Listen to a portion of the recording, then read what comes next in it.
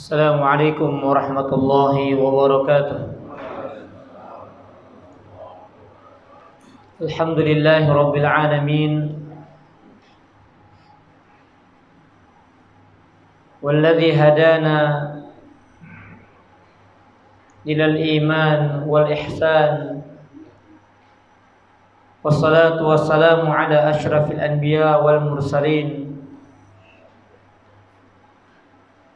الذي قد بلغ الرسالة وأدى الأمانة ونصح الأمة وتركنا على البيضاء ليلها كنهارها لا يزيغ عنها إلا هالك. يقول الله تعالى في القرآن الكريم: يا أيها الذين آمنوا اتقوا الله حق تقاته ولا تموتن إلا وأنتم مسلمون. Amma ba'd. Para ikhwan dan akhwat, Bapak Ibu, jamaah sekalian rahimani wa rahimakumullah. Alhamdulillah, puji syukur kepada Allah Subhanahu wa taala atas nikmat, atas anugerah, rahmat yang Allah limpah curahkan kepada kita. Tidak terbayang kalau kita hidup tanpa petunjuk yang Allah berikan kepada kita, maka kita akan menjadi manusia-manusia yang tersesat dari jalan Allah. Sebagaimana lihat dari kalangan hewan yang memang Allah tidak berikan akal kepada mereka, maka mereka hanya diberikan hidayah yang sifatnya umum untuk kemaslahatan kebaikan hidup dunia saja. Tidak Allah bebankan syariat kepada mereka, karena memang akal yang Allah anugerahkan kepada kita, salah satunya diantaranya adalah agar kita bisa memikirkan, bertafakkur tentang ayat-ayat Allah, baik yang sifatnya kauniyah di alam semesta ini, ataupun ayat-ayat yang tercantum di dalam Al-Quran, yang kemudian dengan kita memahaminya, kita bisa menjalankan petunjuk Allah Subhanahu wa ta'ala tersebut. Maka nikmat hidayah, nikmat taufik, nikmat bimbingan, nikmat kita menjalankan syariat adalah nikmat besar yang Allah berikan kepada kita. Kemudian salawat dan salam semoga senantiasa terlimpah curahkan kepada Nabi kita Muhammad sallallahu alaihi wa ala alihi wasallam. Jamaah rahimani wa rahimakumullah.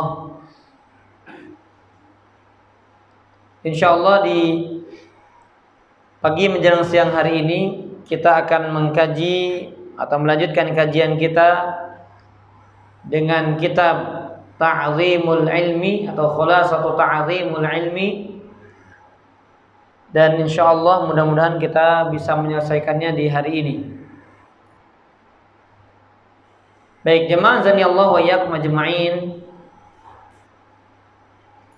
Tadi sedang murajaah ya, mengulas pembahasan yang pernah kita bahas di awal-awal kita mengkaji kitab ini, yaitu kitab Khulasatu Ta'zimul Ilmi.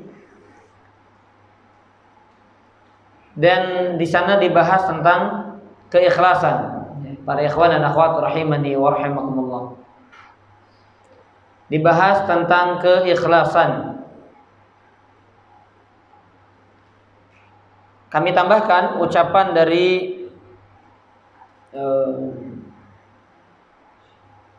salah seorang ulama besar, yaitu Al-Imam Adz-Dzahabi rahimahullahu ta'ala, ketika beliau menukil seorang ulama yang menyatakan bahwasanya sampai-sampai dia ini atau beliau ini bersumpah atas nama Allah Subhanahu wa ta'ala, demi Allah, aku tidak pernah menyatakan bahwa diriku ikhlas semata-mata mengharapkan wajah Allah dalam aku menuntut ilmu.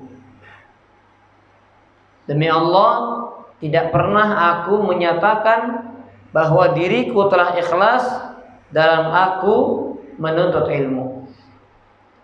Maka kemudian Al-Imam Adz-Dzahabi rahimahullahu ta'ala dalam kitabnya Siyarul A'lam An-Nubala, Beliau kemudian juga mengatakan, faqal, atau qultu, aku juga berkata, wallahi wala ana.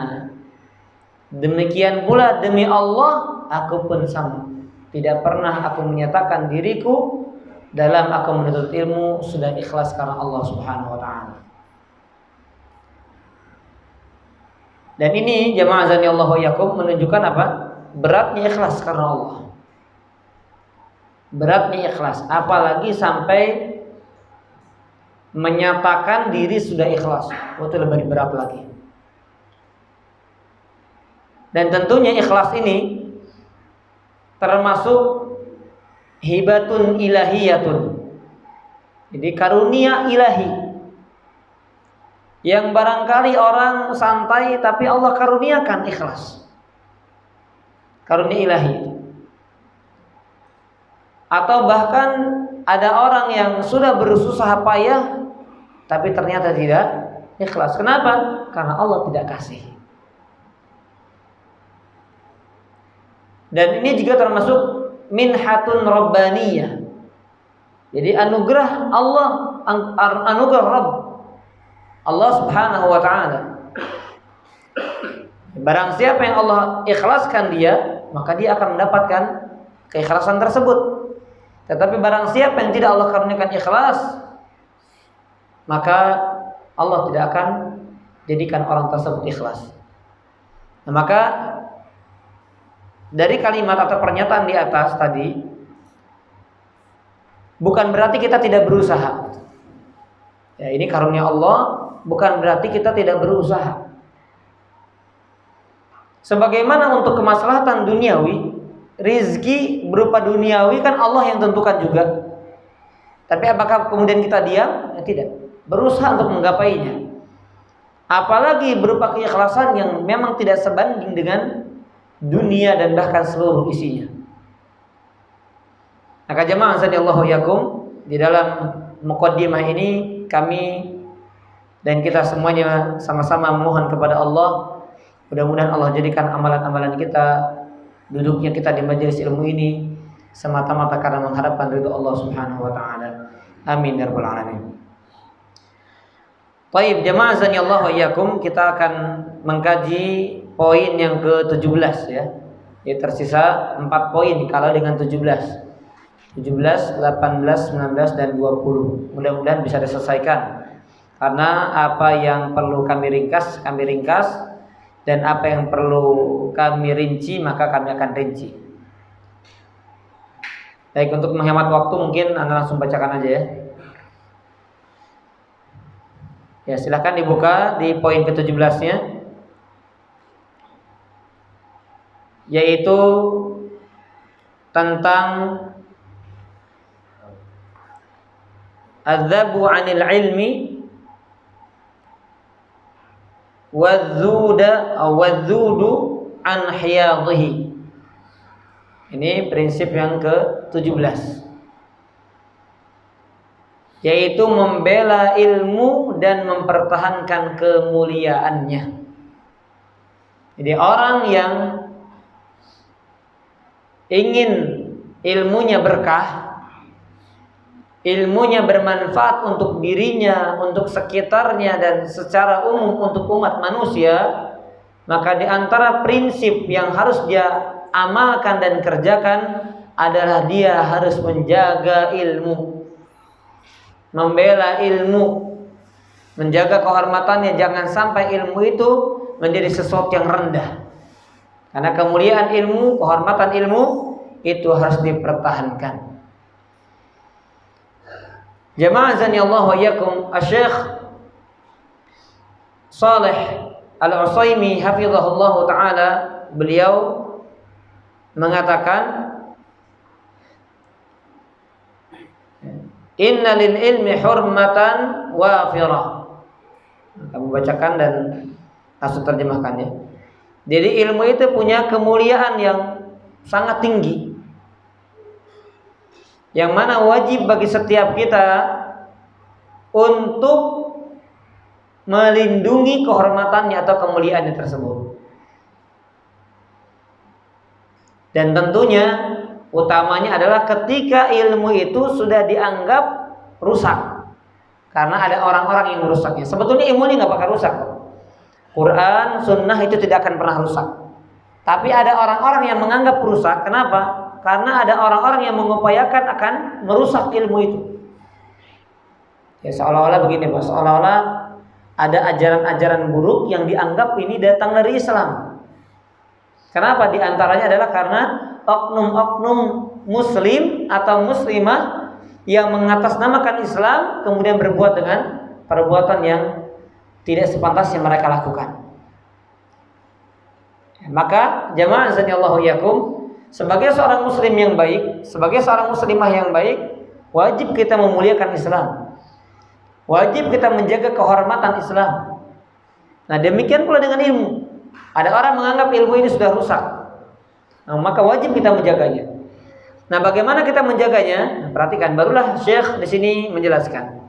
Banyak potret pembelaan para ulama terhadap ilmu, di antaranya yang pertama, membantah orang yang menyimpang. Siapapun yang jelas-jelas menyelisih syariat, maka perlu dibantah dalam rangka pembelaan terhadap agama dan nasihat bagi kaum muslimin. Nah, ini jangan disalahpahami jamaah azanillahu yakum. Kalimat membantah seolah-olah keras gitu Pak ya. Tetapi kalau kita kembali kepada Al-Quran, hukum asal dakwah adalah dengan lemah lembut. Sebagaimana kita ketahui, ketika Allah perintahkan kepada Nabi Musa alaihi salam dan siapa? Dan Harun. Ya. Apa kata Allah? Idhaba faqula lahu qawlan layyinan la'allahu yatadhakkaru aw yakhsha. Kalian berdua pergilah kepada Fir'aun, menuju Fir'aun. Ini makhluk paling pembangkang yang pernah Allah ciptakan di antara manusia. Itu Fir'aun menjadi sosok yang kesyirikannya, kedurhakaannya, bangkangnya sama Allah luar biasa. Karena sudah pada puncak dia mengaku sebagai Tuhan gitu ya. Tetapi Allah perintahkan kepada kedua nabi tersebut, pergi kamu kepada Fir'aun dan ucapkan oleh kalian berdua untuk dia qaulan layyina, ucapan perkataan yang lembut.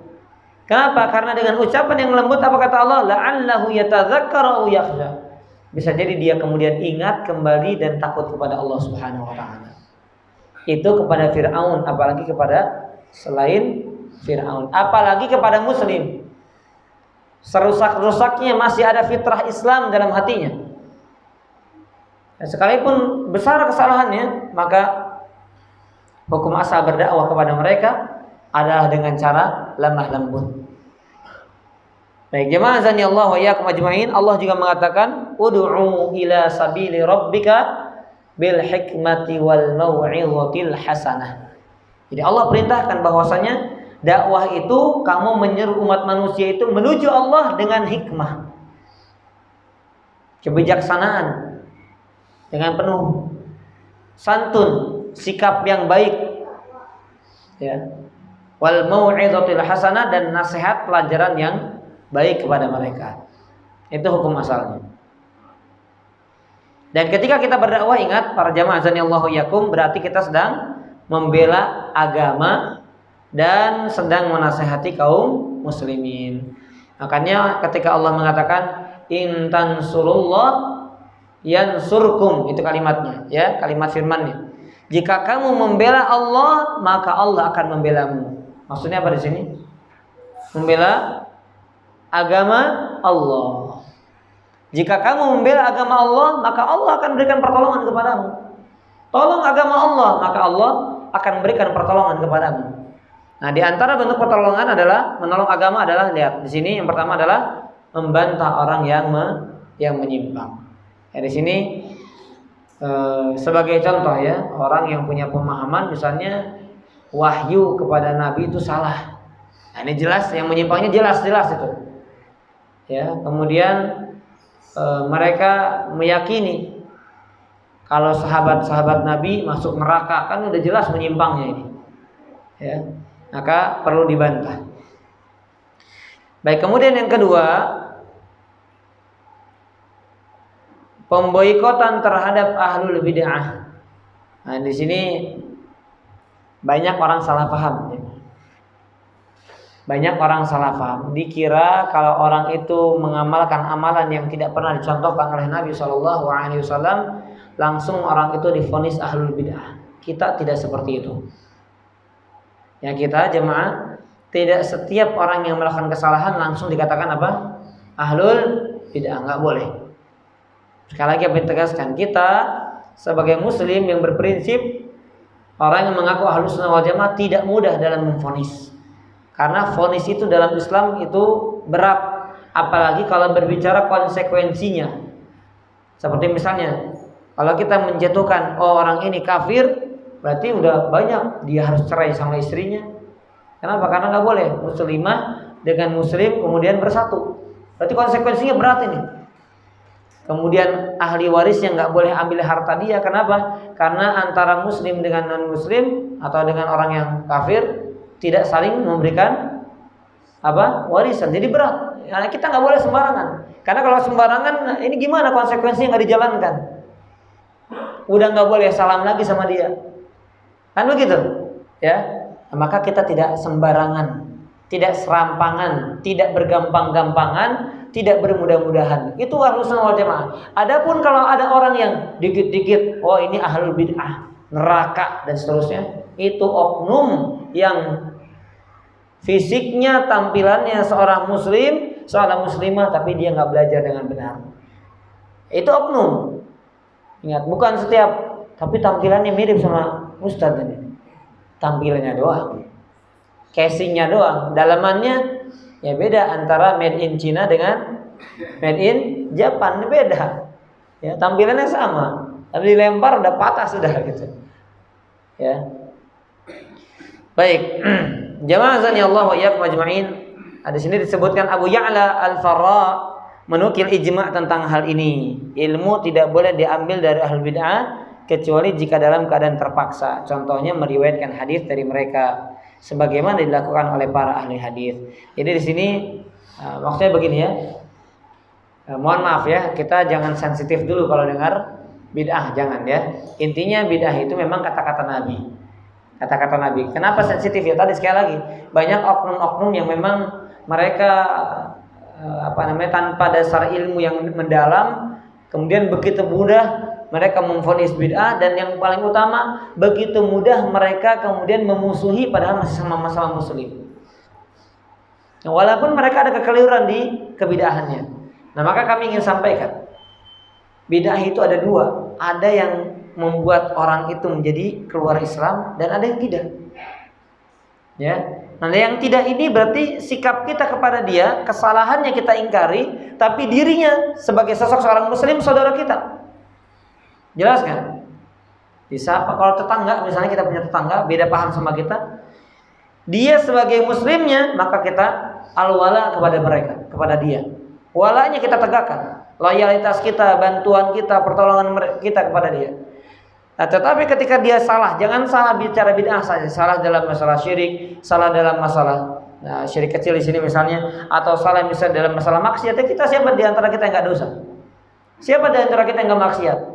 Tapi kenapa kita masih bersahabat, masih bermuamalah dengan baik dengan teman-teman di sini misalnya? Kenapa? Karena yang kita ingkari adalah kesalahannya, tapi dianya sebagai seorang muslim tetap kita pergauli dengan baik. Ya, jelas sampai sini. Sebagaimana seorang sahabat yang dia pemabuk, bayangkan sahabat pemabuk yang berkali-kali didatangkan, ma aktsaru ma yu'ta ilaika ya Rasulullah. Ketika sahabat-sahabat lain kemudian mencela, wahai Rasul, ini orang kok sering banget dilaporkan kepada engkau, kemudian diderak lagi, dicambuk lagi. Karena orang yang mabuk-mabukan, ya ada hukum dalam Islam itu diderak, gitu. Nah, ini sahabat sering datangkan, dicambuk sama Nabi, sama Nabi. Kemudian sudah selesai, tobat dia mungkin, ya. Setelah itu apa? Mabuk lagi, dilaporkan lagi, dia datangkan lagi. Maka sahabat-sahabat banyak yang mencela. Wahai Rasulnya orang nggak kapok-kapok lah, bahasa kita begitu. Oh, gak kapok, ya kata bahasa Sundanya. Maka apa kata Nabi Shallallahu Alaihi Wasallam? Nabi bukan bela maksiatnya. Nabi katakan apa? La tal'anhu, jangan kamu menghina dia, jangan kamu melaknat dia. Fa innahu yuhibbullaha wa rasulah. Karena tetap dalam hatinya dia punya kecintaan kepada Allah dan Rasulnya. Jadi sekalipun mabuk, jadi maksiatnya dosanya, tapi sisi imannya dia masih ada. Itu apa? Iman berupa cinta kepada Allah dan Rasulnya Shallallahu Alaihi Wasallam. Ingat sekali lagi, di sini bukan pembelaan terhadap kemaksiatan, karena tetap diingkari. Buktinya Nabi masih hukum, tapi dia sebagai seorang muslimnya, maka tetap kita bela. Dia seorang muslim yang wajib diperlakukan dengan baik, yang nggak boleh dilaknat, nggak boleh. Ya, lihat kurang indah apa Islam. Tapi sekali lagi Islam menjadi buruk, menjadi gambaran yang menakutkan, menjadi sosok yang mengerikan. Kenapa? Karena ada oknum-oknum yang gak berilmu, gak matang ilmunya, mentah ilmunya, bersikap dengan cara yang tidak benar, akhirnya dianggap inilah Islam, padahal bukan seperti itu. Ya. Baik, kemudian jamaah azan ya Allah ya kumajma'in, tentang poin yang kedua ini pun perlu pertimbangan maslahat dan madharat. Jadi nggak sembarangan ya. Antum baca kitab ini, oh ahlul bid'ah diboikot, oh jangan disalamin, jangan dibantu. Wah ini bahaya nih Pak. Makanya perlu dikaji ya, perlu dikaji. Nah, ini anak buka rekaman-rekamannya dari Syekh Shalih Utsaimin, ya Syekh Shalih Al Utsaimin maksud saya, Muhammad bin Shalih Al Utsaimin, kemudian Syekh Shalih Fauzan, kemudian Syekh Sulaiman Ar-Ruhai dan seterusnya. Itu kesimpulannya sama mereka. Adanya pemboikotan kepada seorang muslim yang dia melakukan bid'ah, misalnya ahlul bid'ah, itu kalau ditimbang ada maslahat madharatnya. Nah, kalau nggak ada maslahatnya enggak. Kalau nggak ada maslahatnya enggak. Ya, misalnya gini lah, contoh sederhananya. Kita punya teman, Baung, tahu Baung nggak? Bader, ya, bukan bager, tapi apa? Nah, satu huruf aja beda udah maknanya. Jadi jangan sampai kita nggak paham Sunda, doain orang ya Allah mudah-mudahan jadikan anak saya anak bader. Wah bahaya tuh, jadi rusak sudah. Tapi ya, anak apa? Bager ya. Nah itu jamaah ya Allah ya. Kita punya teman misalnya tidak baik, buruk lah sikapnya, tingkah lakunya, perbuatan dan seterusnya. Maka jamaah ya Allah ya majmu'in, kapan boleh kita misalnya tidak mengajak bicara dia, atau menjauhi dia, atau menghindari dia? Ketika ada maslahat. Maslahatnya misalnya pertama untuk agama kita. Oh, kalau saya gaul sama dia, saya yang terwarnai sama dia. Misalnya, berarti ada maslahat kita menghindar dia. Kalau saya jauhi dia semakin buruk, madharatnya besar ini. Maka apa? Jangan dikerjakan. Walaupun ada pemboikotan atau kita menghindari dia, menjauhi dia, ada maslahatnya, tapi madharatnya lebih besar, maka jangan. Ya. Maka dari itu, ini tidak bisa kemudian kita sederhana menyimpulkan semua orang yang melakukan kesalahan diboikot. Karena lihat, semua mereka yang saya dengar, terutama dari Syekh Muhammad bin Shalih Al Utsaimin, ya guru dari beliau ini Al Utsaimin, al-hajrul muslim asluhu haram. Menghajar, memboikot seorang muslim hukum asalnya haram. Hukum asalnya apa? Haram. Maksudnya apa? Tidak mengajak bicara seorang muslim atau muslimah, hukum asalnya haram. Dan kalaupun diizinkan cuma berapa hari? 3 hari. La yahjur muslim akhahu fawqa, la yahillu limri'in yahjur akhahu fawqa thalathin. Itu kata Nabi SAW. Tidak halal bagi seorang mukmin, bagi seorang muslim menghajar, menghindari, memboikot, tidak mengajaknya bicara lebih dari 3 hari. Tidak halal. Berarti hukumnya apa? Haram. Cuma bahasanya aja tidak halal. Sama-sama apa? Haram. Jadi hukum asalnya kita menghindari, tidak mengajak bicara seorang muslim, hukum asalnya haram. Ya. Bahasa Sundanya apa? Ngabeudan ya. Kayaknya begitu. Baik, jemaah azanillahu wa iyyakum ajma'in. Jadi tidak mudah, ya, tidak sesederhana apa yang kita pikirkan dalam poin yang kedua ini. Artinya sekali lagi kalau punya pemahaman misalnya apa? Misalnya ini yang jelas-jelas bid'ahnya atau sesatnya, menyimpangnya, misalnya mengatakan Quran ini bukan kalamullah. Nah, itu baru jelas sesatnya. Semua orang yang buruk juga sudah tahu kalau Quran isinya adalah firman Allah, kalamullah. Kemudian mengatakan, oh Quran zaman sekarang ini karangan Muhammad, ngarang dia. Nah, ini jelas orang seperti ini baru ada maslahatnya untuk diboikot, baru diboikot. Tapi kalaupun tidak ada, tetap jangan. Karena hukum asalnya sekali lagi orang menyimpang dinasihati, bukan dijauhi, bukan. Hukum asalnya dinasihati, dibimbing, diberikan pelajaran dan seterusnya. Baik, kemudian yang ketiga, memberikan peringatan keras kepada murid. Wah, ini tegas nih ya. Tapi nggak pernah saya praktekkan kalau di kajian umum seperti ini. Memberikan peringatan keras kepada murid manakala melampaui batas dalam pembahasan ilmu atau terlihat ngeyel atau beradab buruk. Bahkan jika dibutuhkan, guru boleh mengeluarkan murid dari majelisnya sebagai teguran keras bagi dia. Ya. Silahkan melakukan seperti apa yang dilakukan oleh Syu'bah kepada Affan bin Muslim di majelisnya. Jadi boleh gitu Pak ya, karena muridnya ini adabnya nggak baik, ngeyel, susah dinasihati, saya nggak mau lihat kamu keluar dari majelis. Kenapa? Ini bukan masalah emosi, marah, baperan gurunya, bukan. Tapi ini dalam rangka menjaga ilmu. Ilmu itu harus orang-orang yang benar. Ini orang nggak benar. Ya, kalau diberikan contoh dalam perkataan lain, ilmu itu lebih mahal daripada harta. Harta aja kita nggak sembarangan kasih orang, apalagi ilmu. Seorang guru nggak sembarangan kasih ilmu. Ya, kalau dia menjaga bagaimana kemudian ilmu ini mulia, maka diberikan juga kepada orang-orang yang mulia. Begitu. Secara umum begitu.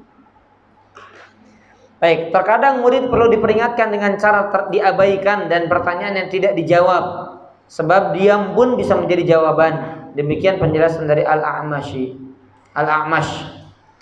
Kami sering menyaksikan ini dari para guru kami, di antaranya Al-Allamah bin Baz rahimahullah. Beliau pernah ditanya seorang tentang sesuatu yang tidak bermanfaat baginya, maka beliau pun tidak menjawabnya, lalu memerintahkan muridnya untuk melanjutkan pembacaan kitab. Atau terkadang beliau menjawabnya berbeda dengan maksud si penanya. Terkadang begitu ya. Boleh guru mendiamkan muridnya, misalnya bertanyanya ngaco ngawur gitu, kemana aja gitu, maka ya diamkan saja, nggak perlu dijawab, karena tidak setiap pertanyaan perlu dijawab. Kadang diam pun sebagai jawabannya. Misalnya, Ustaz begini, diam aja. Nah, itu kan sudah jawaban, berarti pertanyaannya ngaco gitu. Misalnya. Baik. Jamaah azanillahu wa iyyakum ajma'in. Jadi ini ya, di antara cara yang tepat dalam kita membela ilmu. Ya, di antaranya tadi membantah orang yang menyimpang, memboikot terhadap al-bid'ah. Tapi ini dilihat maslahat dan madaratnya, baik dan buruknya dilihat dulu. Kemudian yang ketiga, memberikan peringatan keras kepada murid ketika terlihat memang tidak baik sikapnya. Baik, kita masuk dalam poin ke-18.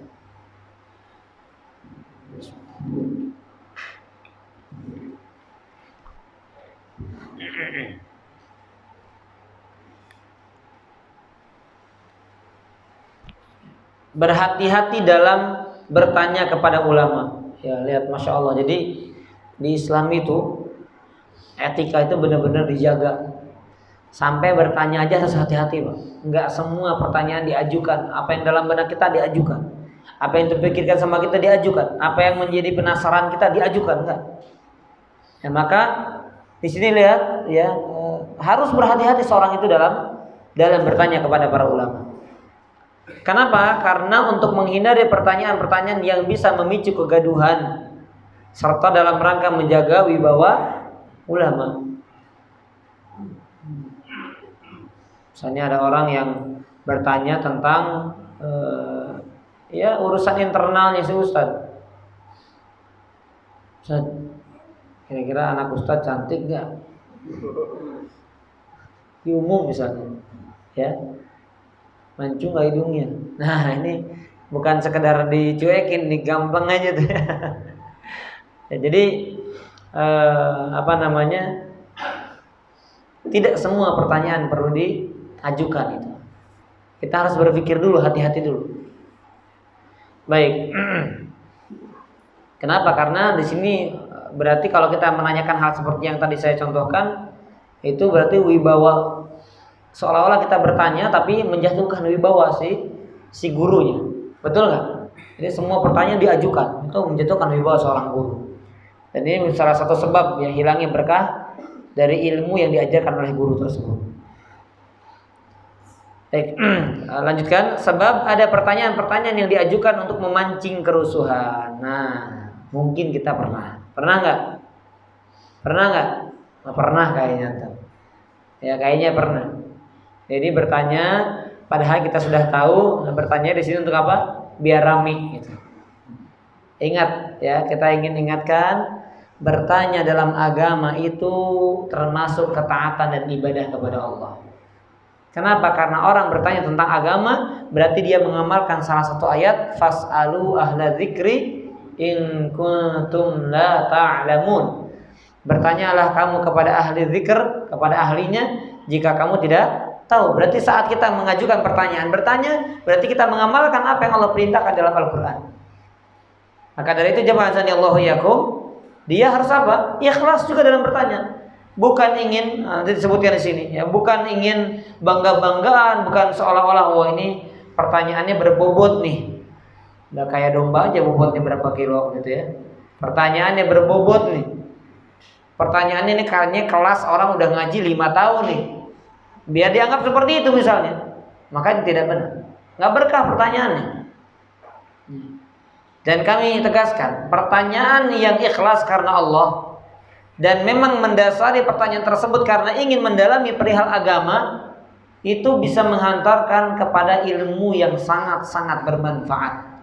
Contoh jelasnya saja, yaitu kitab Al-Imam Ibnul Qayyim rahimahullahu ta'ala, di mana beliau menulis kitab yang namanya Ad-Da'u Wad-Dawa, itu hanya karena satu pertanyaan orang lain. Sampai diterjemahkan dalam bahasa Indonesia tebalnya segini. Satu pertanyaan jawabannya segini. Ya kalau kalau skripsi kan memang dikasih judul gitu ya. Kasih judul nih. Ini orang nanya kan simpel. Oh kamu begini. Sudah cukup. Tapi karena pertanyaannya, ya kata Syekh Abdul Razak ketika mensyarah kitab Ad-Dawa, ini menunjukkan akan keikhlasan penanya. Dia jatuh dalam dosa dan ingin jujur, dia ingin bertobat kepada Allah, meminta solusi kepada Imam Ibnul Qayyim, apa kira-kira yang saya harus jalankan dan apa kira-kira yang saya harus tinggalkan. Maka beliau barulah menulis kitab Ad-Dawa itu.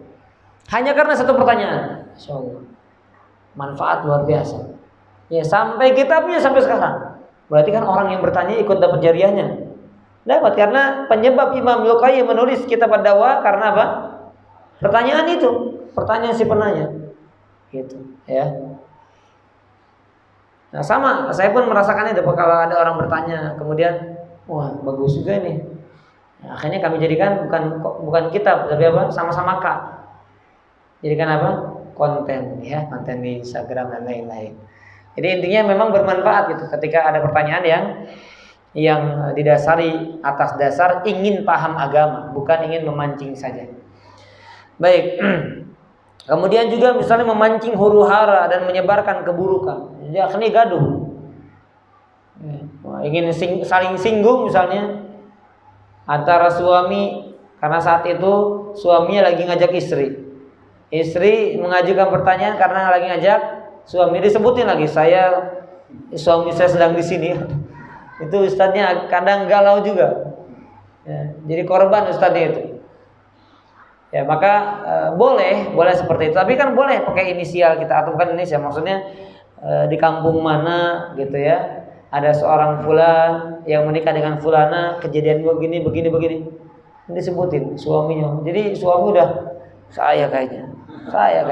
Ini bahasa istri saya kan udah keringat dingin gitu ya.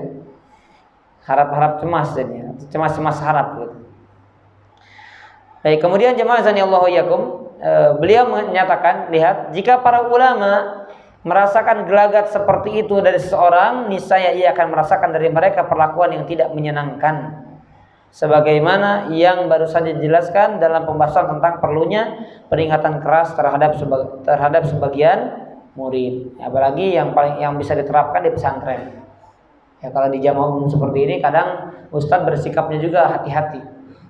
Ya, ada yang ngantuk, pengen dibangunin, pengen kita bolongin aqua, kita semprot gitu kan. Nah, mungkin juga gitu kan, bukan santrinya. Kalau santri kan enak, nggak ada ini, jadi piring terbang gitu kan. Nah, gitu ya kan, misalnya. Tapi kalau di umum ya nggak bisa. Tapi kalau dalam majelis ilmu para ulama dulu demikian jemaah. Ya, tapi saya pun yakin kalau yang umum kayaknya enggak ya. Kayak misalnya majelisnya Imam Ahmad yang dihadiri oleh 5.000 jamaah, nah, kayaknya nggak begitu juga ya. Tapi kalau majelis khusus, nah itu mungkin diterapkan. Jadi jangan antum baca kemudian nanti antum praktekkan semua apa yang dibaca, jangan. Dilihat ya, yang mana yang dipraktekkan dan mana yang tidak. Baik. Maka dalam bertanya kepada ulama kita harus ekstra hati-hati, ya, ekstra hati-hati. Sikap kehati-hatian tersebut akan terrealisir dengan cara menjalankan 4 dasar berikut ini. Nah, orang dikatakan berhati-hati dan benar dalam bertanya kalau terpenuhi setidaknya 4 perkara setelah yang disebutkan, atau 4 perkara yang akan disebutkan dalam pembahasan ini. Yang pertama, yang kata beliau, memikirkan alasan mengapa bertanya. Jadi sebelum nanya mikir dulu. Kalau kita nanya dulu baru mikir, oh iya ya, kenapa saya nanya? Ya enggak Pak? Sering kita begitu nanya, baru kepikiran, kenapa saya? Aduh, nyesal saya nanya begini. Pernah enggak begitu? Pernah? Ya, Anda pernah, tapi ini iseng-iseng saja, bukan di majelis ilmu ya. Ya, pernah kami diundang makan-makan, itu malunya ya Allah. Diundang makan-makan, kemudian duduk bincang-bincang dengan jamaah itu. Ya, ada orang lewat bawa makanan gitu ya. Bawa makanan, tapi ya dari jarak sekitar 10 meteran lah, karena memang luas rumahnya itu ya, sekitar 2000 meter ininya luas lokasinya begitu. Saya tanya gitu ya, nggak mikir dulu ya, saya tanya, oh ini ini pembantunya ya gitu. Oh bukan, kakak saya. Ya Allah, itu nah, ini kadang harusnya kita bahasa itu kan bahasa basi sebetulnya biar ada obrolan. Nah, bahasa basi aja harus pikir dulu harusnya. Itu ya. Akhirnya dari situ pelajaran berharganya yang mendingan kita katakan, oh, ini tapi salah juga, nanti ini kakaknya, oh bukan pembantu saya, salah juga ya. Si pembantunya dianggap kakaknya ya. Jadi intinya ekstra hati-hati dalam bertanya. Yang pertama tadi, tanya dulu, kenapa saya bertanya gitu ya. Kenapa saya bertanya? Baik. Hendaknya tujuan bertanya adalah supaya paham. Nah, tadi saya singgung sudah ini. Supaya paham dan dalam rangka belajar. Bukan dalam rangka mencari-cari kesalahan. Tuh. Saya nanya, tahunya pertanyaan nyinggung ustadznya misalnya. Ya. Kemudian atau menyombongkan diri. Dan ini terjadi sering. Tadi saya singgung juga, misalnya pertanyaannya agar dianggap pertanyaan ini pertanyaan bobot orang yang sudah 5-10 tahun ngaji. Padahal pertanyaan dia juga nyontek dari orang lain gitu. Ada orang lain pernah bertanya demikian, dipuji sama syekhnya, dia ngikutin, biar dipuji di majelis lain gitu. Misalnya demikian. Maka ini nggak berkah. Ya, pertanyaan yang nggak akan berkah adalah ini. Ya, karena menyombongkan diri, cari-cari kesalahan. Kemudian siapapun yang niatnya buruk dalam bertanya, maka ia tidak akan mendapatkan keberkahan ilmu dan terhalang dari manfaatnya. Kami ceritakan tadi, Al-Imam Ibnu Qayyim ditanya, maka pertanyaan satu tersebut mendatangkan manfaat yang luar biasa. Ya, puluhan bahkan ratusan halaman Al-Imam Ibnu Qayyim menulis karena sebab terinspirasi dengan pertanyaan seseorang itu, atau sebagai jawaban dari pertanyaan tersebut. Masya Allah, Pak. Manfaat berarti berkah ilmunya. Baik, kemudian yang kedua, memahami isi pertanyaannya. Jangan bertanya tentang sesuatu yang tidak bermanfaat, baik ditimbang dari kondisi penanya atau dilihat dari konten pertanyaan itu sendiri. Termasuk yang harusnya dihindari adalah bertanya tentang sesuatu yang belum terjadi, atau bertanya tentang sesuatu yang bukan untuk konsumsi publik. Nah ini ya, misalnya antum ustadznya lagi ngisi di tengah-tengah orang-orang awam, antum ikut hadir di situ, ingin dapat manfaat, tanya, Ustadz apa hukum merayakan ini? Ustadz apa hukum dalam orang kampung saya mengadakan acara-acara ini? Dia tahu, cuma ingin Ustadz ini kemudian menyampaikan, padahal saat itu bukan konsumsi publik misalnya, belum saatnya gitu. Karena ada tahapan yang Ustadz itu mengajarkan kepada masyarakat. Sekali undang langsung diberantas semuanya. Ya, dari kebiasaan A, B, C semua sampai Z semuanya yang ini bid'ah. Berarti semua perbuatan saya bid'ah semuanya deh. Udah nggak usah kajian dan semuanya isinya bid'ah katanya. Gara-gara apa?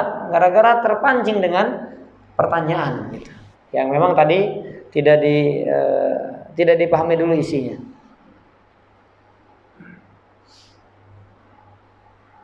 Ya, misalnya kemudian sesuatu yang belum terjadi, contohnya apa? Contohnya ya, beberapa pekan lalu kalau nggak salah, termasuk warga Indonesia diajukan untuk menjadi relawan yang tinggal di planet apa?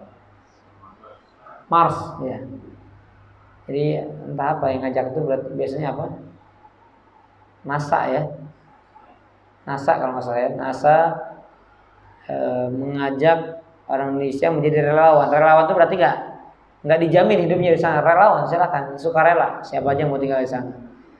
Nah, nanti kalau nanya, kan nanti Ka'bah nggak ada di sana tuh. Sholatnya gimana ya? Tiduran gini ketungkurep apa gimana? Nah ini pertanyaan yang nggak perlu ditanyakan. Kenapa? Belum terjadi.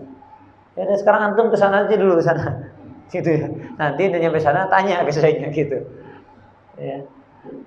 Nah itu begitu ya jemaah Allah ya. Contohnya seperti itu. Terus bagaimana? Nah, ini perlu dipahami terlebih dahulu. Kemudian misalnya pertanyaan yang kurang bermanfaat, yang nggak menumbuhkan iman dia. Contohnya, dulu Nabi yang ditelan oleh ikan, Nabi siapa? Nabi Yunus. Ya. Sekarang ikannya di mana? Masih hidup nggak? Gitu. Buat apa pertanyaan kayak gitu? Buat apa gitu? Antum mau mancing ikannya, gitu. Mau gimana? Mau selfie? Apa gimana? Selfie bersama ikannya Nabi Yunus. Kan ini nggak benar seperti itu. Contohnya lagi misalnya, ini dikatakan juga oleh Syekh Saleh Al-Utsaimin. Contoh pertanyaan nggak bermanfaat. Dulu terjadi banjir bandang yang besar, tufan namanya. Tufan itu ada dua, ada yang angin kencang, ada yang angin besar. Dengan tufan maksudnya sail, jadi air yang tumpah gitu, atau air yang banjir bandang. Di zamannya Nabi Nuh alaihi salam. Tahu ya zaman Nabi Nuh ya? Hanya beberapa orang saja yang selamat, termasuk yang binasa, yang celaka adalah anak dan istrinya gitu. Ya. Syekh mau tanya, Syekh, airnya air sungai, air laut, asin enggak? Misalnya ya. Nah, ini itu ada gitu, pertanyaan kayak gitu ada itu. Itu airnya air laut atau air sungai itu, air tawar, asin enggak gitu. Itu ada pertanyaan seperti itu ya. Nah, ini Jangan, ini nggak boleh ditanyakan seperti ini. Maksudnya apa manfaatnya gitu. Kira-kira kalau asin jadi tambah beriman gitu? Enggak kan? Enggak ada nama iman di situ. Kalau pelajarannya tentang ternyata Allah berikan hidayah kepada siapa saja yang Allah kehendaki, termasuk istri Nabi, termasuk anak Nabi. Kalau Allah belum tentukan hidayah nggak bisa. Nah itu tambah iman. Takut. Berarti hidayah minta kepada Allah. Nah itu baru menambah iman. Asin enggaknya? Ditanya, ya salam ya. Awas hati-hati ya antum ya. Ini antum yang dengar, bapak-bapak yang kami hormati dan ibu-ibu semuanya, para ikhwan, diamalkan ini ya. Semuanya yang disampaikan ini sebagai etika adab seorang penuntut ilmu, maka harus berubah kita. Cara kita bertanya yang tadinya tidak tahu, ternyata ini nggak boleh, maka kita rubah sikap. Jadi benar penuntut ilmu yang sejati yang mengamalkan prinsip-prinsip. Baik, kemudian mempertimbangkan situasi dan kondisi ulama ini saat akan ditanya. Nah, ini juga ya. Jangan bertanya dalam suasana yang tidak memungkinkan beliau untuk menjawab. Udah gini-gini ustadznya ditanya tuh, Ustadz, apa Ustadz? Jangan ngantuk dulu Ustadz. Aduh, nyantum siapa antum ya? Itu ya perlu diperhatikan. Kemudian kita bacakan dulu contohnya di saat kondisi beliau sangat sedih. Misalnya ada satu hal, ya satu atau lain hal yang menimpa seorang ustadz, ditanya. Misalnya ada ditinggalkan orang yang meninggal, Ustadz gimana kejadiannya? Terus gimana? Terus. Nabrak itu parkir ya, terus. Nggak ada stopnya. Atau sedang berkonsentrasi memikirkan sesuatu. Ini juga sama. Ya, ketika misalnya, ini saya sering ya, misalnya ketika sedang menjawab pertanyaan, ada orang mau tanya lagi, gitu ya. Padahal belum selesai gitu, ya silahkan siapa yang mau tanya lagi. Itu jadi konsentrasi hilang itu. Jawaban yang sedang dipikirkan yang sudah terbesit, yang akan disampaikan blank hilang itu. Nah ini juga nggak adab, nggak etika. Kemudian termasuk juga bertanya dengan kertas kosong ini ya. Enggak ya, itu nggak sengaja itu. Nggak sengaja. Atau sedang berkonsentrasi memikirkan sesuatu, atau sedang berjalan di jalan misalnya, atau sedang mengemudikan kendaraan. Tapi ini dilihat juga kondisinya. Kalau memang perlu konsentrasi ya jangan. Tapi kalau ya silahkan, misalnya sambil saya nyupir, sambil saya duduk, silahkan tanya ya, tidak masalah. Tapi secara umum demikian. Namun hendaklah menanti saat yang tepat, yakni ketika suasana pribadinya sedang baik. Jadi situasi yang tidak baik yang sedang ada pada kondisi si ustadz itu juga bisa mempengaruhi jawabannya. Bisa jadi karena dia sedang tidak berpikir jernih begitu, jawabannya akhirnya ngawur gitu. Sebabnya karena apa? Bukan ternyata dia nggak berhati-hati, tapi nggak konsen, terjawablah begitu. Itu banyak terjadi seperti itu. Ya, baik secara langsung ataupun melalui media online, WhatsApp dan seterusnya. Ada yang maksa, Ustaz tolong jawab. Ustaz dari pagi anak nggak dijawab, cuma diri aja. Ustaz ini centang kok biru, kok kenapa nggak hijau? Mau segala macam lah ditanyain ya. Tolong jawab gitu. Ada yang memang dia masih cari jawabannya, dia sudah tahu tapi masih memperdalam dalilnya. Ada yang seperti itu. Ya, boleh mengingatkan, tapi kalau memaksa kehendak, nah ini juga tidak baik ya. Antum bisa tanyakan juga ustaz-ustaz lain. Bahkan ini satu faedah yang penting kita sampaikan juga. Ustadz Amin Nurbayit ya, pernah dengar antum mungkin ya. Itu salah seorang muridnya Ustadz Dr. Aris Munandar, dan saya salah seorang muridnya juga. Ya dulu Ustadz Aris Munandar ngajar di Bindas dulu ketika saya SMA 2006. Nah, jamaah azanillahu yakum ajmain, itu diantara yang disampaikan oleh beliau adalah antum jangan tanya guru dulu. Kalau antum masih bisa cari di internet. Tuh, Pak. Ini internet juga ya, kita yang sudah bisa menyaring ya. Menyaring mana website yang di atas Quran dan Sunnah yang benar dan mana tidak. Maka boleh cari gitu. Nah, ada pertanyaan-pertanyaan terulang yang terus berulang, Ustaz, apa syaratnya akikah? Kan banyak udah numpuk gitu. Ustaz, Boleh nggak menggabungkan antara akikah dengan kurban? Banyak juga itu. Jadi kalau masih bisa dicari-cari gitu. Jangan pengen simpel aja. Nah, kenapa? Nggak apa-apa kalau dia salah, ustadz yang tanggung jawab di akhirat. Itu ujung-ujungnya begitu tuh. Kalau saya salah, saya nggak tahu. Ya Allah, kenapa? Pokoknya dari ustadz Bulan. Jawabannya waktu itu di WhatsApp, ya Allah, gitu ya. Dia jawab iya. Ya saya ikuti aja karena ustadznya ini saya yang percayai gitu. Dia nggak berusaha dulu. Nah ini jangan ya. Membuat orang repot juga, padahal urusan ustadz juga banyak, ngurusin jamaahnya, nyiapin kajiannya, bukan nggak mau ditanya. Ya saya kalau bahkan maaf Syahrul ini jawaban dia lebih lama daripada saya. Syahrul, ya Rul ya. Anak WA dia lebih lama jawabannya daripada saya, ustadznya. Udah kelasnya ustadz atas itu dia ya. Di atas ustadz sudah ya. Di atas tapi bukan ustadz ya. Ya ada kesibukan orang, tapi ya kita saling memahami begitu. Bukan berarti ustadz itu semuanya nggak jawab. Tapi boleh mengingatkan, ustadz mohon maaf barangkali nggak terjawab, ya mungkin. Tapi dengan etika dan adab yang baik. Baik, kemudian yang keempat, memperhatikan cara bertanya. Memperhatikan cara bertanya, yakni mengajukannya dengan redaksi yang baik dan penuh adab. Nah, itu kalimat-kalimatnya juga harus santun jemaah. Ya, kalimat-kalimatnya harus santun. Nah, diantaranya apa? Lihat di sini diawali dengan doa untuk syekh. Makanya di majelisnya para masyayikh di Madinah dan seterusnya, antum bisa juga buka dilihat di YouTube, rata-rata begitu. Ya syekh, ahsanallahu ilaikum. Ada seorang bertanya atau saya bertanya, mendoakan dulu di awal. Ya syekh hafizakallah. Ya syekh rahimakallah. Tapi jangan ya syekh almarhum gitu. Rahimakallah begitu ya. Maka itu adab yang baik. Doakan dulu. Ya selain daripada kata-kata yang kita pilih yang baik, maka kemudian juga doakan ya. Lalu berbicara dengan sopan, tidak seperti berbicara dengan orang pasar dan kebanyakan awam. Ya, orang coba kalau tawar menawar, ya maka sembarangan aja ngomong, dicandain gitu kan, dijatuhkan bahkan dan seterusnya. Wah ini mah misalnya barang gitu pak ya, wah ini mah KW 11 ini gitu misalnya, ya bukan KW 7 lagi, KW 11 ini. Wah ini keluaran mana? Itu kayak sama orang pasar. Tidak bisa hal ini kemudian kita bawa di majelis dan bertanya kepada guru, nggak bisa seperti itu.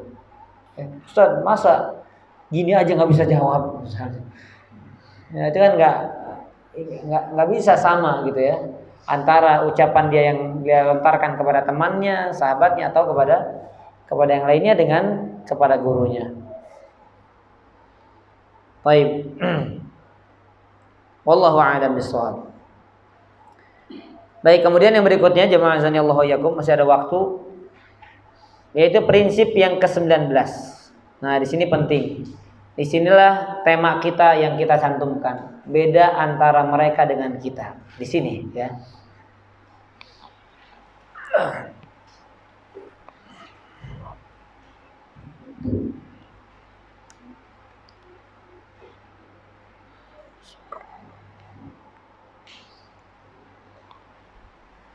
Hampir sejam ya. Masih sanggup duduk? Insyaallah ya. Kenapa? Karena terakhir ya. Karena terakhir. Di mana-mana begitu ya. Makanya Nabi bilang umumkan ini terakhir. Insyaallah prasangkana bakal banyak yang datang.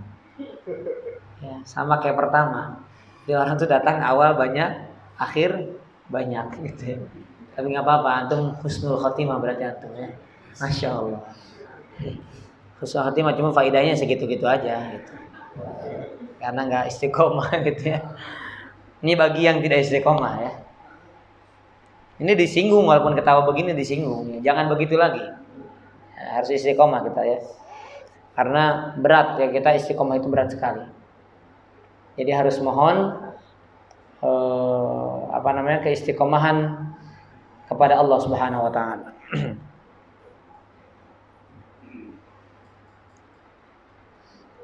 Kenapa ada sesuatu?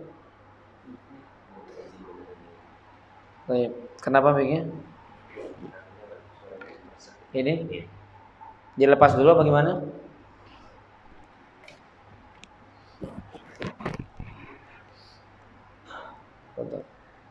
Apa? Apa? Apa? Ada bisa?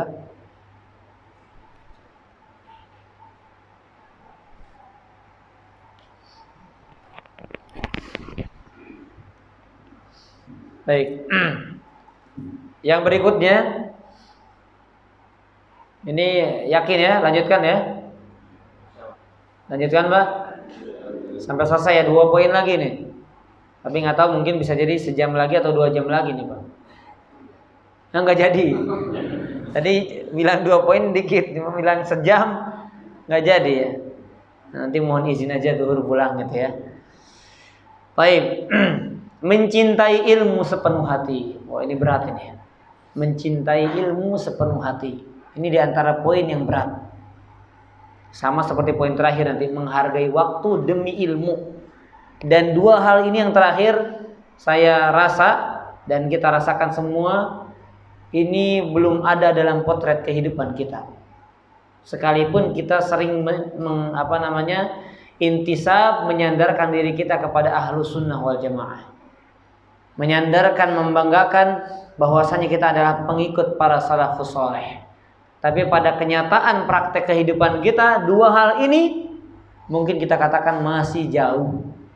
Jangankan ada, masih jauh dari apa yang kita inginkan dan apa yang disampaikan oleh para ulama. Ya, yaitu berkenaan dengan cinta terhadap ilmu sepenuh hati. Cinta itu tidak sekedar butuh pernyataan, statement, ungkapan, bukan. Tapi orang mencintai sesuatu perlu apa? Buktinya. Apa bukti kita mencintai ilmu? Sebagaimana apa bukti kita mencintai sesuatu? Apa buktinya? Ya, tidak bisa kita hanya sekadar menyatakan saya cinta, saya suka, saya senang, saya nyaman dengan majelis ilmu. Tapi kenyataannya, prakteknya tidak seperti itu. Baik, kita akan bacakan ya. Keseriusan dalam belajar ilmu agama berkonsekuensi pada kecintaan dan ketergantungan hati padanya. Jadi hati seorang yang mencintai ilmu, maka hatinya akan selalu bergantung dengan ilmu. Enggak betah kalau enggak dapat ilmu. Enggak betah kalau enggak bermajelis ilmu. Minimal dalam sepekan sekali lah gitu ya. Kalau enggak ada majelis ilmu yang belum dihadiri, hampa rasanya hidupnya. Nggak nikmat rasanya dia menjalankan hidup gitu. Ada orang yang berminggu-minggu bahkan berbulan-bulan libur, senang dia. Wah, ini berarti perlu dipertanyakan dia. Kesungguhan dia, kecintaan dia terhadap ilmu itu bohong gitu. Bohong. Karena harus ada konsekuensinya. Apa konsekuensinya? Yang mencintai ilmu, hatinya bergantung dengan ilmu. Begitu ya. Kemudian seseorang tidak akan mencapai derajat ilmu yang tinggi kecuali manakala kenikmatan terbesarnya adalah saat mempelajari ilmu. Ini juga jauh. Karena kenikmatan terbesar kita apa? Di antaranya kuliner, makanan masih kalah kita sama ilmu itu. Antum diajak makan ke sana, ayo. Ke sana, ayo. Ngeliwat ini, ayo. Kajian sana. Antum duluan aja deh. Nanti anak yang pekan depan sama Ustadz Fulan. Ya, ini sudah cukup membuktikan kalau kita ketergantungan hati kita kepada ilmu, kemudian kenikmatan terbesar kita kepada ilmu itu belum ada. Masih sangat jauh, masih sangat kurang. Ya. Makanya sering saya sampaikan, dulu para istri, mohon maaf nih para akhwat ya, dulu para istri cemburunya bukan karena suaminya kawin lagi, bukan. Nikah lagi, bukan. Tapi suaminya banyak menghabiskan waktu dengan kitab-kitab, dengan ayat-ayat Allah, dengan sabda-sabda Nabi SAW. Habis berjam-jam waktunya dengan itu. Ya. Bukan berarti mereka tidak menunaikan haknya, bukan. Tapi haknya sudah gitu. Sisanya waktunya untuk ilmu. Ya dakwah, ya belajar, ya menulis, ya mengkaji, ya mengoreksi dan seterusnya. Dan jangan jauh-jauh kita di zaman Imam Bukhari, di zaman Sufyan Ats-Tsauri, di zaman Abdullah bin Mubarak, di zamannya Mujahid tabi'in, di zamannya apalagi sahabat Ibnu Abbas dan seterusnya. Jangan jauh-jauh. Syekh Albani tahun 90-an aja lah. Ya. Era 90-an gitu. Karena wafat beliau 90 berapa sebelum 2000 ya. Itu banyak yang menyaksikan beliau belajar berjam-jam itu. Jadi punya usaha hanya berapa jam, sisanya pulang nggak ke rumah dulu, ke maktabah dulu. Makanya lihat kitab-kitab beliau barokah juga itu. Kitab-kitab beliau, ya, sifat sholat Nabi lah. Ya, kemudian silsilah al-ahadits as-sahihah, silsilah hadis-hadis sahih, silsilah al-ahadits ad-dhaifah. Oh, banyak dipakai ulama. Bahkan lihat di zaman sekarang hampir setiap alim ulama yang tidak dengki sama beliau, hampir menyampaikan hadis kemudian mengatakan apa? Disahihkan oleh Syekh. Nah, kami ketika dengan Syekh Malik ya, yang pernah diundang daerah sini, ya itu beliau begitu. Di zaman sekarang siapa ulama sekelas beliau yang hampir di penjuru negeri namanya disebut? Di zaman sekarang gitu. Karena lihat ketergantungannya kepada ilmu, kecintaannya terhadap ilmu itu luar biasa. Ya, dan pernah dikisahkan di dalam sebuah sejarah beliau duduk berdiri sekitar 6 jam membaca kitab. Orang-orang nggak sadar, lalu lalang sudah berganti orang. Dia 6 jam masih pegang kitab begini. Dalam keadaan apa? Berdiri. Bahkan sebagian mengatakan dia naik tangga, ambil kitab, kemudian sebelum turun dia baca begini. Nggak sadar sudah berjam-jam dia di atas tangga. Pernah kita seperti itu? Kajian aja sejam sudah keretek. Ya Allah. Orang Pak kalau sudah menikmati, merasakan lezatnya sesuatu, lupa dengan rasa sakitnya. Bahkan lupa dengan rasa laparnya. Lupa dengan rasa hausnya, lupa. Benar Pak. Bapak-bapak punya lemburan kerjaan itu, duit tapi beda ini ya. Itu lupa, itu berjam-jam itu. Capek, panggil sama bosnya. Lembur, gajinya 2 kali lipat. Gas, kan gitu. Bahasa anak mudanya, ya enggak? Kajian ilmu daurah, aduh, udah aduh sudah. Benar nggak Pak? Itulah potret kita. Jadi ini 2 hal ini berat bagi saya, bagi kita semuanya. Ya. Baik, lihat. Al-Imam Ibnu Qayyim rahimahullah taala menyebutkan 3 hal yang akan memunculkan kenikmatan dalam belajar. Jadi orang kalau mengerjakan 3 hal ini, dia baru bisa merasakan nikmatnya. Dan ini ingat, orang yang menjalankan belum tentu dia sudah merasakan nikmat, belum. Sebagaimana kayak qiyamul lail, pernah dengar seorang ulama berkata apa? Jahadtu li qiyamil lail 20 sanah. Aku berjuang untuk salat malam itu 20 tahun dan aku merasakan kelezatannya qiyamul lail 20 tahun berikutnya. Jadi 20 tahun pertama berat, harus banget, jadi istilahnya dalam tanda kutip ya, bukan terpaksa, dalam tanda kutip terpaksa. Salat. Belum merasakan nikmat bacaan, wah, kenikmatan hidup di situ. Belum dirasakan. Setelah 20 tahun berlalu baru dirasakan kenikmatannya. Artinya perlu apa? Perlu bersabar dalam perjuangan. Jangan, wah saya belum capek, kenapa kok belum, akhirnya tinggalkan. Jangan, sabar. Makanya kata Al-Imam Al-Mujahid rahimahullah ta'ala ketika berbicara tentang ilmu, talabna al-ilma wa malana fihi niyah.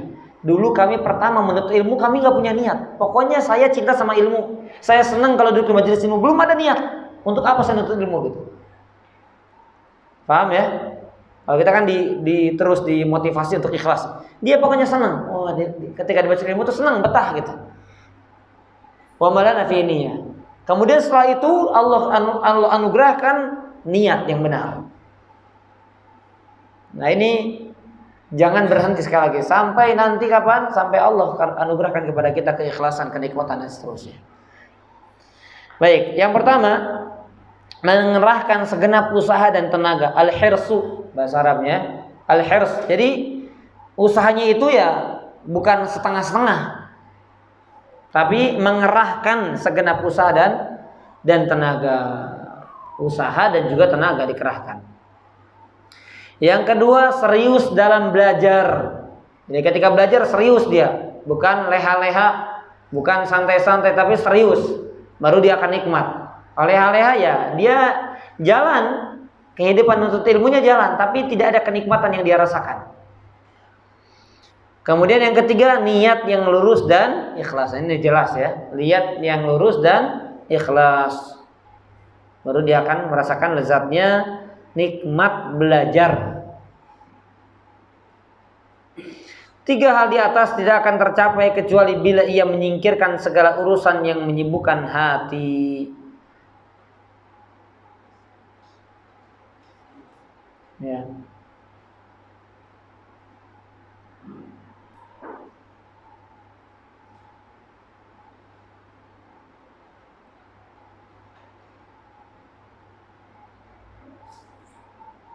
Jamaah azani Allah wa iyyakum ajmain.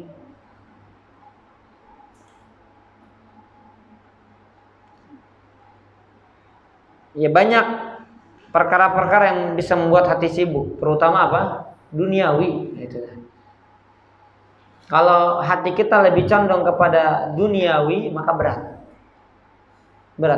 nggak bisa tergabung gitu antara kecintaan dia terhadap ilmu dengan setengah-setengah ilmu dan dunia, nggak bisa. Pasti ada kecondongan kemana lebih berat ya, entah ke ilmu atau kepada duniawi. Maka mohon sama Allah biar kecondongan hati kita, ya, pengagungan kita terhadap ilmu dan kemudian kita dapatkan dari ilmu. Kemudian berikutnya, ya, sebagaimana dikatakan, kenikmatan ilmu itu jauh melebihi kenikmatan jabatan yang dikejar oleh banyak orang. Dengan menghamburkan banyak uang, bahkan hingga menumpahkan darah manusia. Orang kalau punya jabatan begitu. Caranya gimana pokoknya jadi pejabat. Korupsi, nyogok. Bahkan ada, ya saya pernah tahu. Dia biar menang si calon kandidat kuatnya disantet sampai sakit sampai meninggal. Kan menumpahkan darah juga kan, cuma dengan cara nggak tumpah darahnya begitu. Tapi dia membuat orang sakit gitu. Ya biidznillah sihirnya memang terjadi begitu. Kenapa? Karena tahu jabatan itu kalau didapatkan bagaimana yang dia dapatkan, apa hasil yang didapatkan.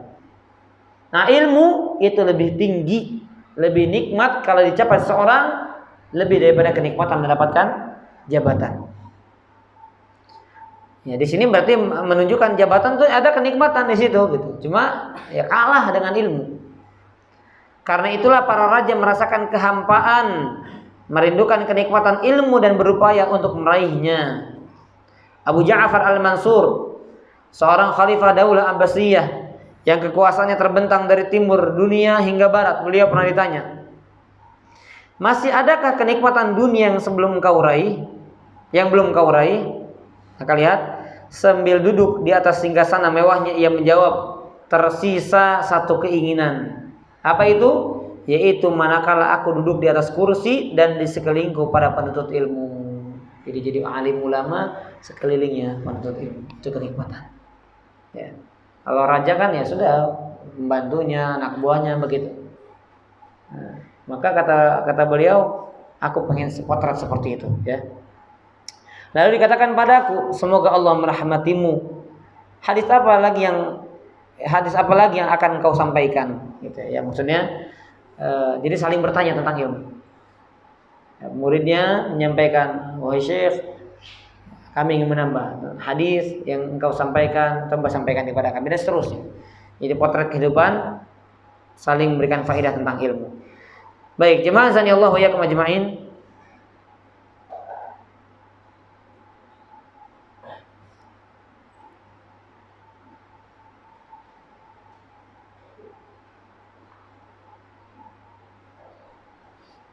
Ya.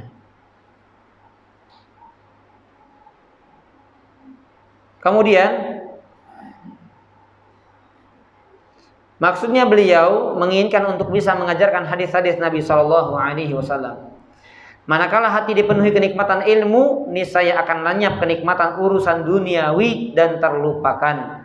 Penderitaan pun akan tergantikan kenikmatan. Belum kita di sini Pak ya.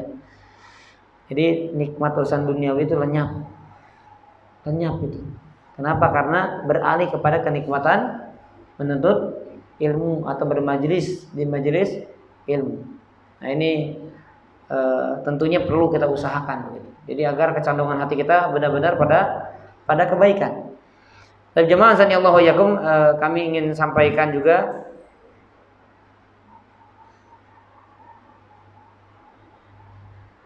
lihat bagaimana kalau kuat kelezatan ilmu itu ada dalam hati, maka kelezatan-kelezatan yang biasa ada pada diri manusia itu akan kalah. Sebagaimana apa? Sebagaimana makan, minum, tidur. Orang makan nikmat, orang tidur nikmat, orang minum nikmat. Nah, kenikmatan yang dirasakan manusia secara umum ini akan kalah dengan kenikmatan apa? Lazatnya ilmu. Harusnya demikian. Walaupun kita belum demikian. Jadi antum ketika menuntut ilmu, ketika nulis, lebih nikmat daripada makan gitu. Pernah nggak merasakan begitu? Lebih nikmat daripada minum, lebih nikmat daripada tidur. Tidur, aduh, kelamaan tidur. Nikmatnya ketika belajar. Lihat, sebagaimana Al-Imam An-Nawawi rahimahullahu taala. Nah, disebutkan di sini, ketika beliau mulai menuntut ilmu, baqiya arba'ina sinina la yanam illa tikaan.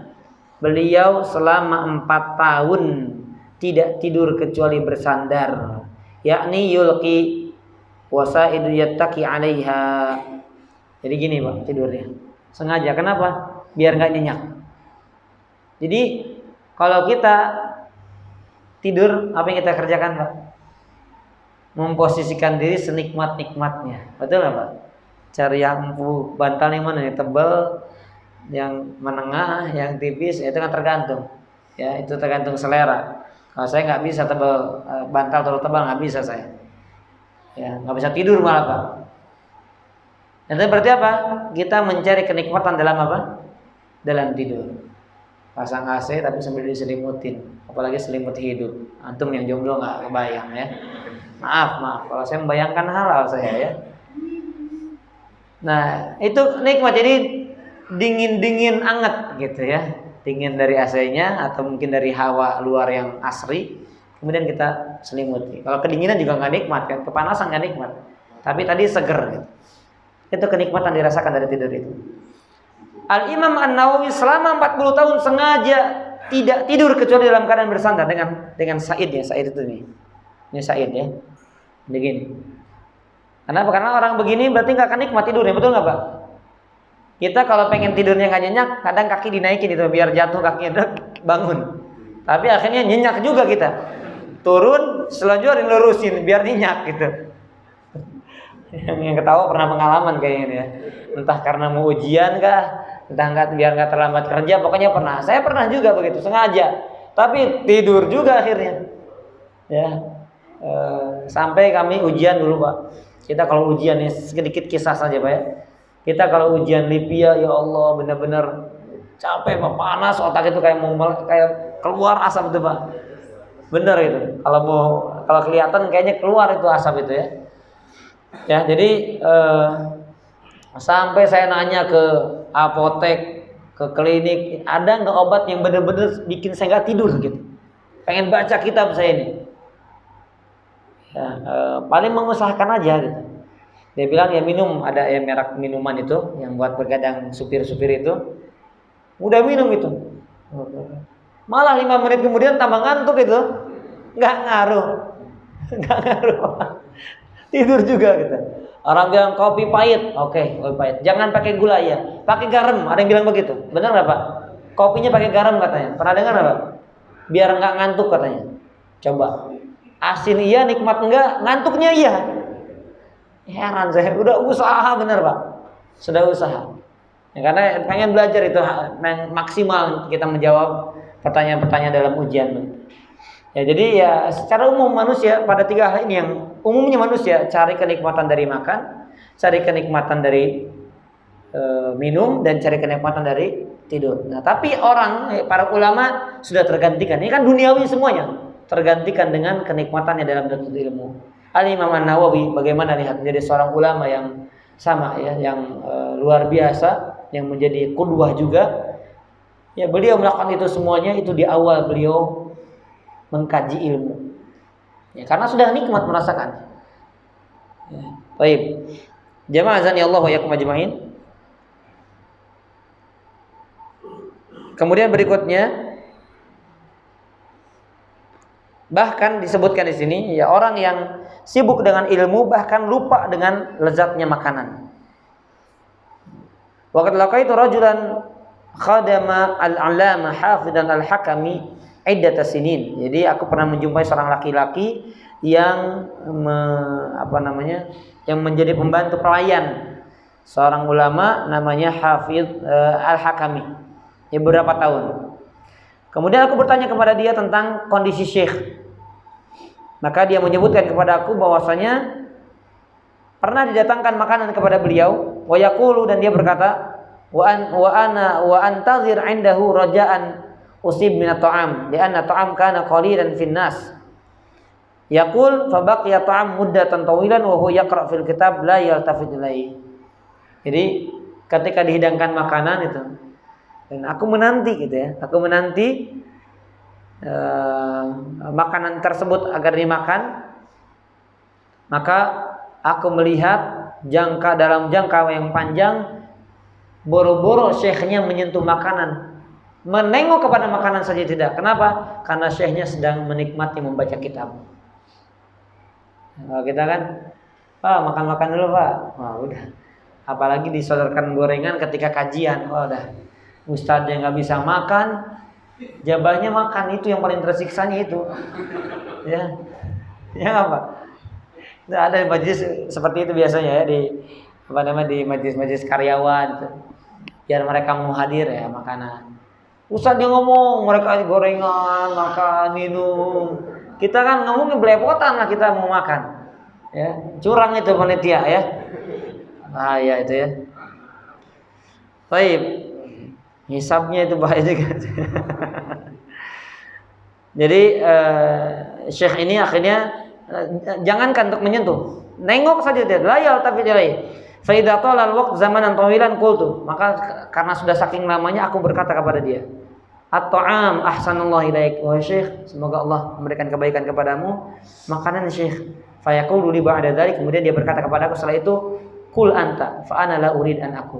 Ya sudah, makan sama kamu, saya enggak mau makan. Sudah lupa Pak gitu. Dengan kenikmatan. Wa ana la urid an aku. Fa atila ta'am wa idza huwa qad barida fala antafi bihi katsiran.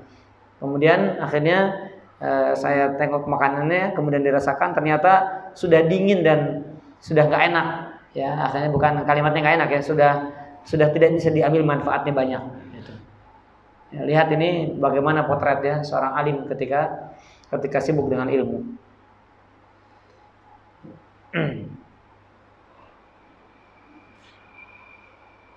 Baik.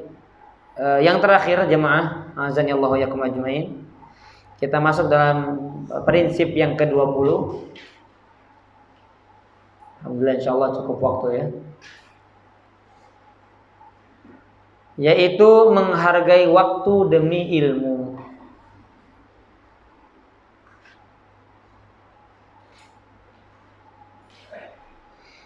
Dalam kitabnya Said Al-Khatir, Ibnul Jauzi rahimahullah berkata, seorang insan manusia harus mengetahui betapa mahal waktunya dan alangkah berharga umurnya. Ini secara umum manusia, bukan penuntut ilmu.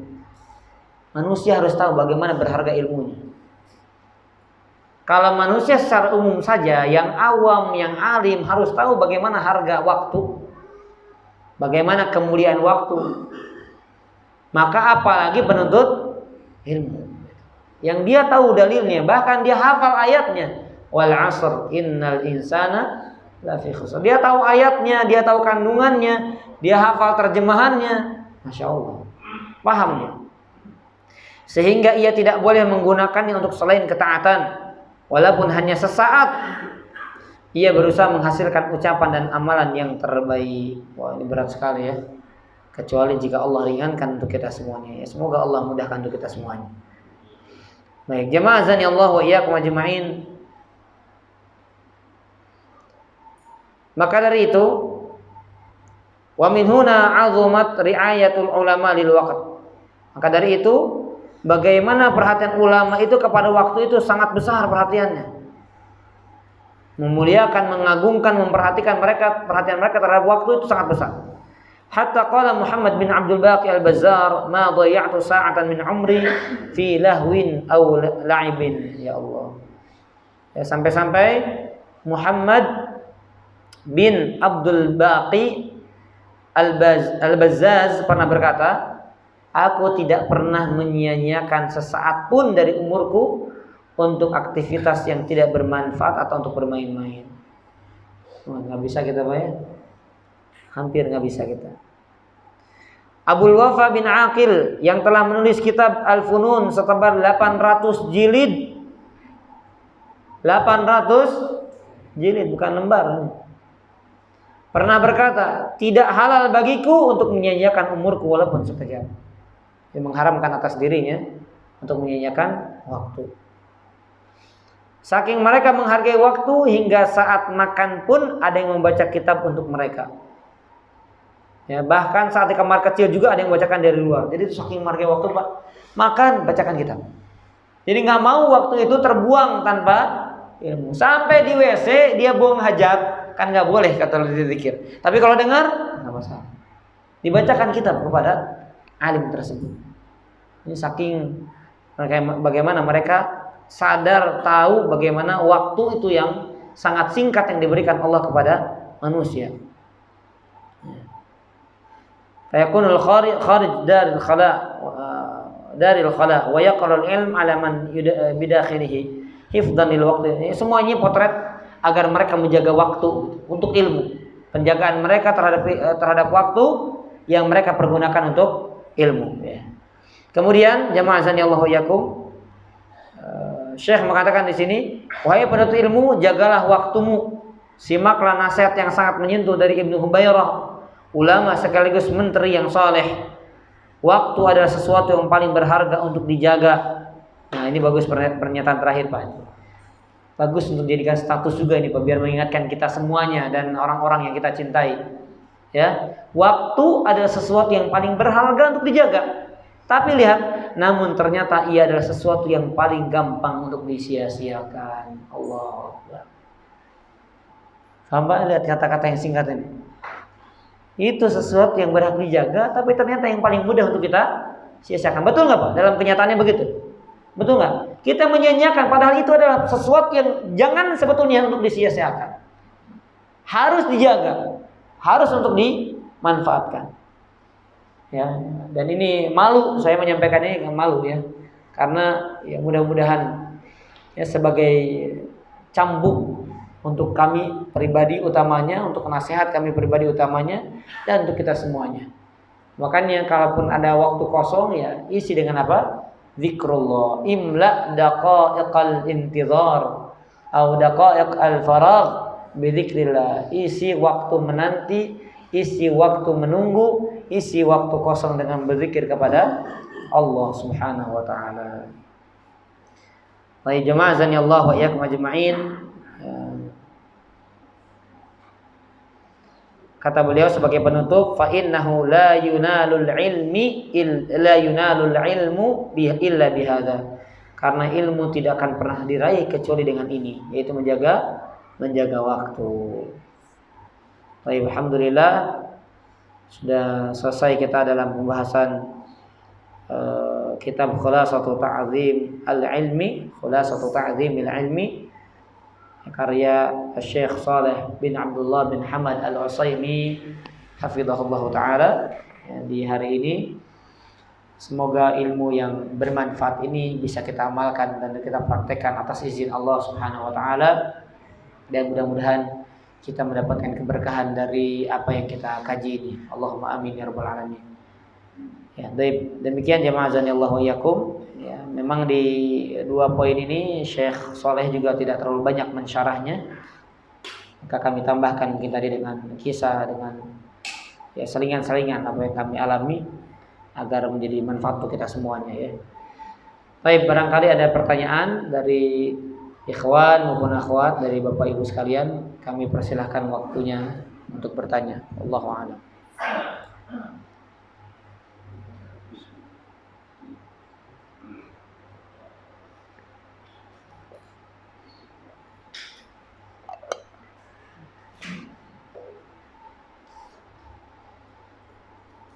Baik, yang mau tanya langsung juga silahkan ya, kami persilahkan.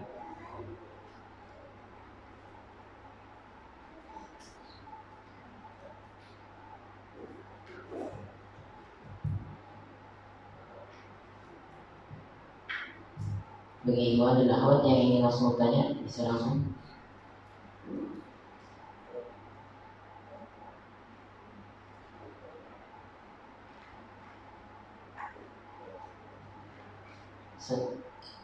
Izin bertanya.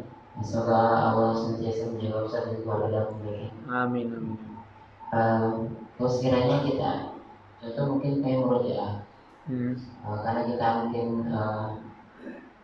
ingin apa ya, waktu itu bermanfaat.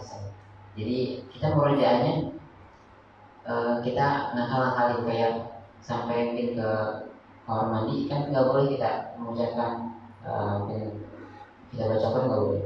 Tapi kita kayak nyimpan apa ya, murotal di luar kamar mandi itu. Kita sambil dekat dengar, jadi kita cuma dengar doang untuk mengingat murotal. Itu gimana sih hukumnya? Ya sebetulnya wallahu a'lam bishawab ya. Kalau yang disebutkan di dalam kitab tadi tentang ilmu ya, Allah alam apakah di sana ada zikrullahnya atau tidak. Ya, Allah alam ini perlu ditanyakan lagi. Tapi secara umum kalau kita dengar murotal kan kita nggak secara langsung, nggak masalah. Secara umum ya. Seperti misalnya ada azan berkumandang, kita di dalam, kan dengar kita tuh. Kita nggak boleh dengar, kita tutup kan nggak boleh. Cuma kita jangan jawab gitu. Ya. Ya seperti itu, Allah alam. Jadi intinya tidak masalah. Kalaupun tidak boleh, ya tadi kita bisa gunakan dengar kajian dan seterusnya. Allah alam.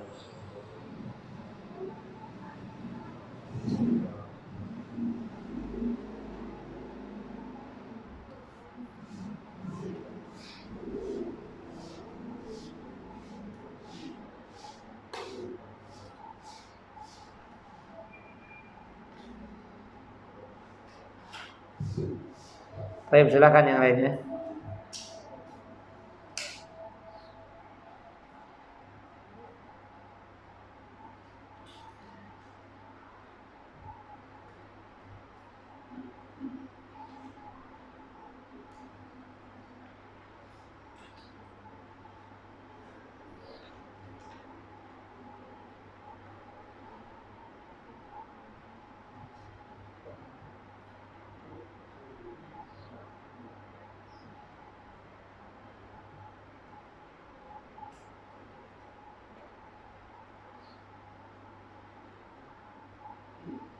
Tidak ada? Dari akhwat juga tidak ada?